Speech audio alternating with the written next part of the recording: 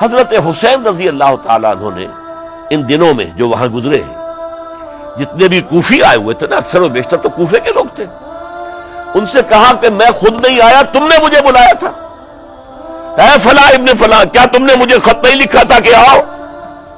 اے فلاں ابن فلاں، کیا تم نے مجھے پیغام نہیں بھیجا تھا کہ یہاں تشریف لائیے؟ اور دیکھو میرے پاس تمہارے خطوط موجود ہیں۔ وہ ایک تھیلا جس میں کہ خطوط ہے وہ بھی لا کے میدان میں رکھ دیا۔ 20 جو ہے خاندان بنی ہاشم میں سے شہید ہوئے ہیں۔ حضرت حسین رضی اللہ تعالیٰ عنہ کا ایک بہت ہی انفنٹ چھوٹا بچہ وہ بھی شہید ہوا ہے۔ باقی سب مرد، تمام مرد، سوائے ایک حضرت حسین کے بیٹے حضرت علی بن حسین زین العابدین کہلائے بعد میں، وہ بیمار تھے، وہ جنگ میں حصہ نہیں لے سکتے تھے، وہ بچ گئے صرف۔ یہ ہے 10 محرم الحرام اور سن 61 ہجری میں حضور کے نواسے، اور جن کے بارے میں حضور نے فرمایا سیدہ شباب اہل الجنہ، حضرت حسین شہید کر دیے گئے۔ کوفہ چونکہ حضرت حسین کے پاس پیغام آ رہے تھے کوفے سے، چونکہ کوفے کو حضرت علی نے دار الخلافہ بنا لیا تھا، اور وہاں سمجھا جاتا تھا کہ حضرت علی کے ہمدرد اور حضرت شیعان علی جنہیں ہم کہیں، ان کے ساتھی ہم خیال یہ لوگ ہیں کثرت کے ساتھ، اور وہاں سے اب خطوط کا تانتا شروع ہو گیا، آپ یہاں آئیے، ہم بےتاب ہیں، آپ کا استقبال کریں گے، آپ کے ہاتھ پر بیعت کریں گے، تاکہ یہ جو قیصر و کسریٰ کی سنت شروع ہو رہی ہے اس کو روکا جا سکے۔ وہ تانتا بنا ہوا ہے خطوط کا۔ تو حضرت حسین رضی اللہ تعالیٰ عنہ نے فیصلہ کر لیا کہ میں کوفے جاؤں گا۔ حضرت زبیر روکتے رہ گئے کہ نہیں، کوفیوں پر اعتماد نہ کیجیے، یہ زبانی کلامی ساتھ دیتے ہیں، جب ڈنڈا چلتا ہے تو پھر یہ ہٹ جاتے ہیں میدان سے۔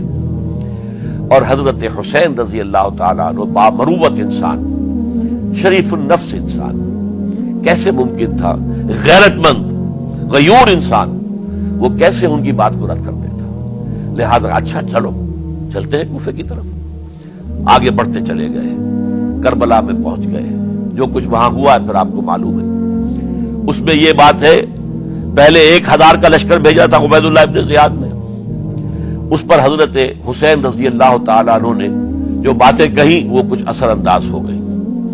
ان کا افسر جو تھا حر بن یزید تمیمی، وہ بعد میں حضرت حسین کا حامی ہو گیا، اور حضرت حسین کے ساتھ ہی اس کو بھی شہادت نصیب ہوئی۔ پھر دوسرے کو بھیجا عمرو بن سعد۔ عمرو بن سعد بھی ایک بڑی عظیم شخصیت کا بیٹا تھا، حضرت سعد ابن ابی وقاص جو فاتح ایران تھے، اور جن کو غزوہ احد کے موقع پر حضور نے فرمایا تھا کہ اے سعد تیر چلاؤ، میرے ماں باپ تم پر قربان ہوں۔ جبکہ احد میں گھیراؤ کر لیا تھا حضور کا، اور کفار قتل کرنے کے لیے ہجوم کر رہے تھے، اور کچھ حضرات تیر چلا چلا کے انہیں پھینک رہے تھے، دور جو ہے ہٹا رہے تھے، ان میں سے حضرت سعد ابن ابی وقاص بھی تھے۔ پھر وہ فاتح ایران تھے، اسی لیے گورنر بن گئے تھے ایران کے۔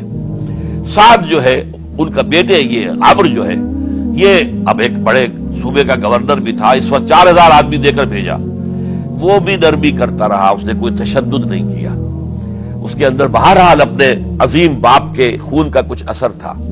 لیکن یہ کہ پھر ابن زیاد کو اطلاع مل گئی کہ عمرو ابن سعد جو ہے وہ تو لے تو لال کر رہا ہے، حملہ نہیں کر رہا، قتل نہیں کر رہا، بلکہ یہ کہ وہ تو اس راستہ بھی دینے کے لیے تیار ہے کہ نہ مدینے کی طرف جائیے اور نہ آپ مکے کی طرف جائیے، نہ کوفے کی طرف جائیے، بلکہ آپ چاہے تو دمشق چلے جائیں، یزید سے اپنا معاملہ کر لیں۔ اس پر ابن زیاد نے پھر وہاں سے خط لکھا ہے، میں نے تمہیں اس کام کے لیے بھیجا تھا، میں نے تمہیں حکم دیا تھا حسین سے میری بیعت لو، یعنی میری بیعت کے ذریعے یزید کی بیعت لو، اور اسے پکڑ کر لا کر میرے سامنے پیش کرو۔ لہذا پھر اس نے ایک بہت خوخار شخص کو زیادہ فوج دے کر بھیجا ہے، اور وہ جو ہے اس نے آ کر جو ہے شمر نے پھر اس نے فیصلہ کن معاملہ کیا۔ حضرت حسین رضی اللہ تعالیٰ عنہ نے ان دنوں میں جو وہاں گزرے ہیں، جتنے بھی کوفی آئے ہوئے تھے نا، اکثر و بیشتر تو کوفے کے لوگ تھے، ان سے کہا کہ میں خود نہیں آیا، تم نے مجھے بلایا تھا، اے فلاں ابن فلاں، کیا تم نے مجھے خط نہیں لکھا تھا کہ آؤ؟ اے فلاں ابن فلاں، کیا تم نے مجھے پیغام نہیں بھیجا تھا کہ یہاں تشریف لائیے؟ اور دیکھو میرے پاس تمہارے خطوط موجود ہیں. وہ ایک تھیلا جس میں کہ خطوط تھے وہ بھی لا کے میدان میں رکھ دیا. یہ حضرت حسین رضی اللہ تعالیٰ عنہ کی شرافت اور اپنی صاف دلی. کوئی اس کے اندر عیاری نہیں تھی ان کے اندر، معاذ اللہ ثم معاذ اللہ. لیکن یہ کہ اس کا نتیجہ اچھا نہیں نکلا. نتیجہ کیا نکلا؟ اب انہیں پتا چل گیا کوفیوں کو، اگر اب حسین زندہ دمشق پہنچ گئے یزید کے پاس تو یہ ہم سب کا بھاڑا پھوڑ دیں گے، ہماری شامت آ جائے گی. لہذا اب تو کسی صورت انہیں زندہ نہیں رہنے دینا.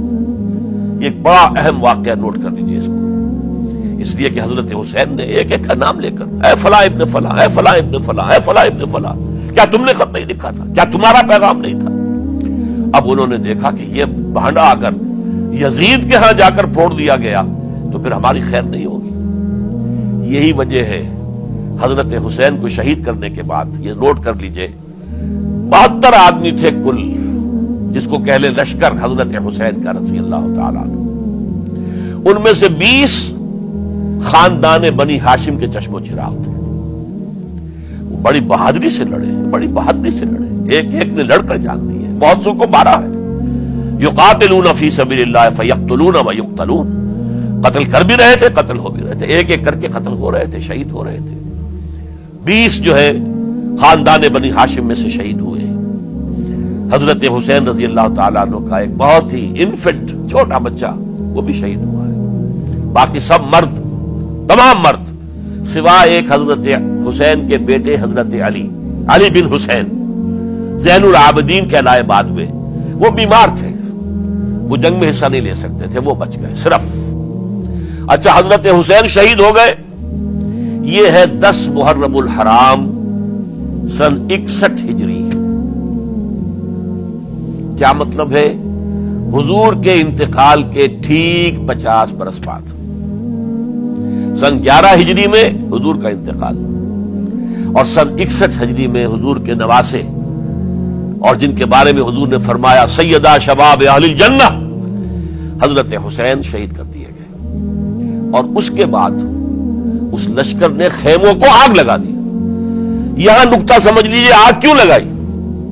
انہیں معلوم تھا ہمارے خلاف ڈاکومنٹری پروف موجود ہے وہاں پر، وہ ہمارے خطوط کے تھیلے وہاں موجود ہیں.